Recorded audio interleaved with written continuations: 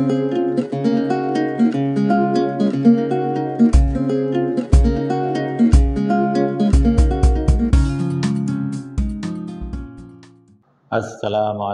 warahmatullahi wabarakatuh. Salam sehat, salam sejahtera untuk kita semua. Yang saya hormati mahasiswa Prodi Ilmu Kesejahteraan Sosial dan prodi-prodi lain. Saya ingin menjelaskan satu lagi materi tentang ilmu kesejahteraan sosial. Ilmu kesejahteraan sosial itu disebut sebagai suatu ilmu, namun demikian saya ingin menjelaskan apa indikator atau ciri-ciri dari kesejahteraan sosial itu sendiri.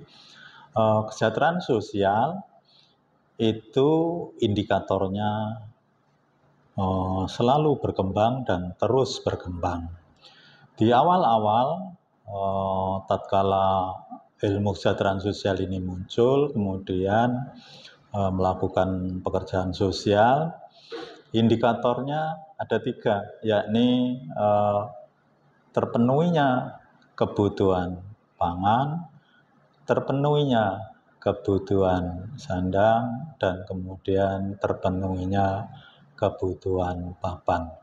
Ketiga ini menjadi basic dari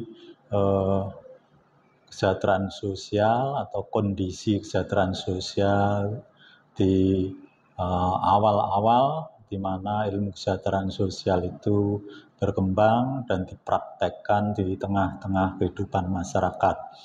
Oleh karena itu, saat ini indikator kesejahteraan sosial terus berkembang, kemudian bukan hanya 3 tadi, tetapi kemudian berkembang. Yang keempat adalah mengenai pendidikan. Tatkala orang sudah terpenuhinya pangan, kemudian sandang, papan, tidak cukup dia disebut sebagai sejahtera, harus dia mempunyai pendidikan. Oleh karena itu, pendidikan menjadi indikator dari kesejahteraan sosial. Kemudian berkembang pula selanjutnya bahwa kesejahteraan sosial ditambah lagi, yakni terpenuhinya atau suatu kondisi di mana orang itu sehat. Jadi orang terpenuhinya kebutuhan pangan, sandang, papan, dan pendidikan itu tidak cukup lagi, kemudian harus juga sehat. Tatkala yang keempat itu sudah terpenuhi, kemudian yang satunya, yang kelima tidak sehat, maka orang bisa disebut tidak sejahtera. Oleh karena itu, yang kelima kita bilang bahwa kesejahteraan sosial itu indikasinya adalah sehat. Oleh karena itu sehat sekarang menjadi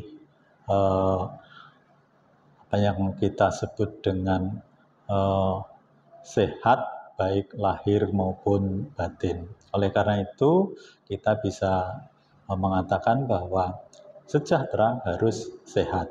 Kemudian yang ke-6, bahwa kesejahteraan sosial itu juga ditandai, indikatornya adalah terpenuhinya kebutuhan non-fisik yang biasanya terkait dengan rekreasi. Jadi rekreasi itu menjadi kebutuhan manusia sebagai dasar dari kebutuhan itu sendiri.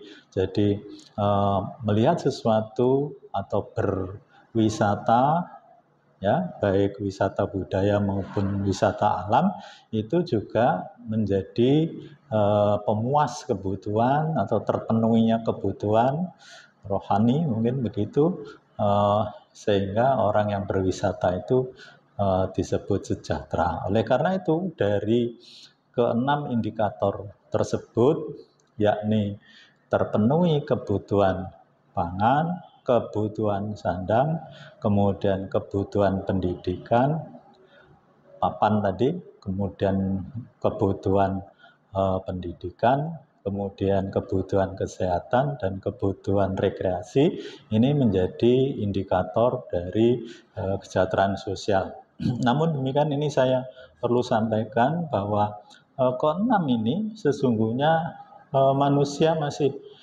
bisa memenuhinya dengan baik. Namun ada salah satu indikator yang menurut saya ini agak sulit ya untuk dipenuhi, ini karena terkait dengan papan gitu ya. Jadi papan atau tanah atau rumah gitu ya, itu menjadi sangat sulit.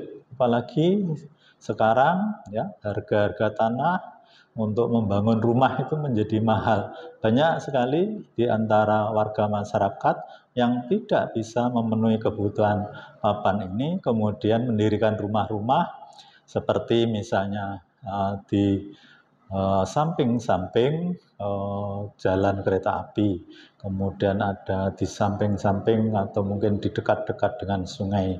Ini karena papan merupakan kebutuhan yang harus dipenuhi, tetapi harganya terus meningkat setiap waktu. Oleh karena itu dengan meningkatnya kebutuhan papan setiap waktu itu, kemudian banyak sekali orang yang memenuhi kebutuhan papan ini ala kadarnya, seperti misalnya tadi itu mendirikan rumah yang status tanahnya tidak jelas, seperti di pinggir-pinggir sungai ya, kemudian di samping-samping rel kereta api yang sesungguhnya tanah-tanah itu adalah milik negara.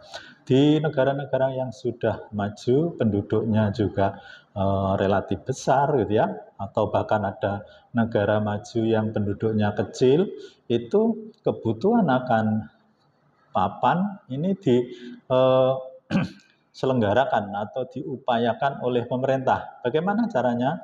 Kemudian negara-negara itu membuat yang namanya rumah-rumah susun atau flat-flat itu, yang kemudian rumah-rumah susun itu disewakan kepada orang-orang yang membutuhkan atas papan atau rumah tadi. Di Indonesia kelihatannya yang ada rumah-rumah susun itu hanya di kota-kota besar seperti misalnya Jakarta, kemudian juga Surabaya. Di tempat-tempat lain masih sulit menyediakan rumah-rumah susun atau flat-flat yang bisa digunakan atau disewakan kepada orang-orang yang miskin.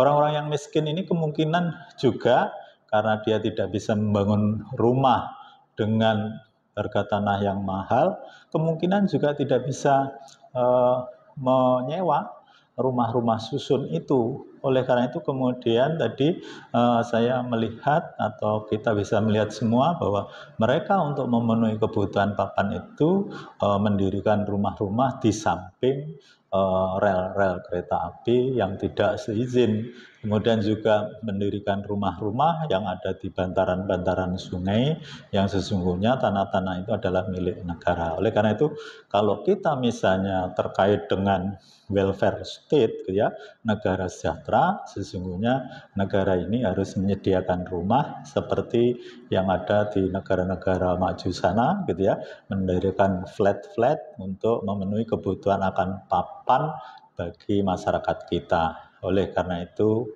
mari kita doakan mudah-mudahan nanti pemerintah yang akan datang ya di hasil pemilu 2024 nanti itu memperhatikan kesejahteraan sosial masyarakat, terutama terkait dengan kebutuhan akan papan. Karena kalau kita melihat juga gitu ya, di desa-desa sekarang itu banyak sekali ya rumah-rumah yang sangat padat gitu ya, yang kadang-kadang batas antara satu rumah dengan rumah yang lain tidak nampak. Kemungkinan ini akan menjadi bencana atau menjadi masalah di kelak kemudian hari. Oleh karena itu, mudah-mudahan negara Indonesia ini melakukan pembenahan terhadap pemenuhan kebutuhan papan ini. Namun kalau kita lihat kebutuhan pangan, itu okay ya. Kebutuhan sandang sangat bisa dicari dengan mudah. Pendidikan sangat luas. Kemudian tadi itu juga kesehatan, rumah sakit berdiri di mana-mana. Rekreasi bisa dilakukan di mana-mana. Namun kebutuhan akan papan ini sangat sulit karena harga tanah terus meningkat, kemampuan masyarakat untuk membeli rumah atau membeli tanah untuk didirikan sebuah rumah bagi mereka ini mengalami kesulitan, sehingga akhirnya tadi itu banyak sekali orang-orang atau masyarakat kita mempunyai rumah yang berada di sekitar rel kereta api atau di bantaran-bantaran sungai. Ini menjadi pekerjaan kita, khususnya orang-orang yang terkait dengan pekerjaan sosial, ahli-ahli pekerjaan sosial, sarjana kesejahteraan sosial, dan seterusnya, harus juga memikirkan masalah papan sebagai kebutuhan dasar dari manusia. Terima kasih, demikian saja. Assalamualaikum warahmatullahi wabarakatuh.